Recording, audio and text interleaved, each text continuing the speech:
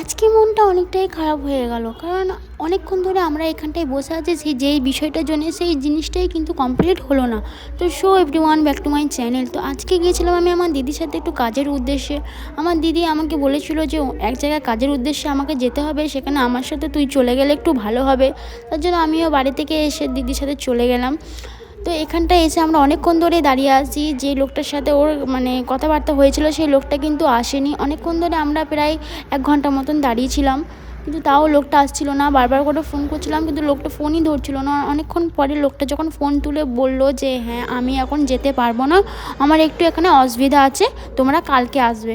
তখন সেই মোমেন্টটাতে কেমন লাগবে বলো তো তোমরাই। অনেকক্ষণ ধরে থেকে আমরা দাঁড়িয়ে আছি, তখন একবার ফোনটা ধরে যদি বলে দিত যে আমার একটু অসুবিধা হচ্ছে, তোমরা বাড়ি চলে যাও। আমরা এতক্ষণ ধরে দাঁড়িয়ে আছি, এটা কি সত্যিই কি মানা যায় তোমরাই বলো তো। আর যে বিষয় নিয়ে কাজ করতে যাব আমরা, সেই কাজটা যদি না সম্পূর্ণ হয়, সত্যিই মনটা ভীষণ খারাপ হয়ে যায়। আমার তো ভীষণ ভীষণ খারাপ।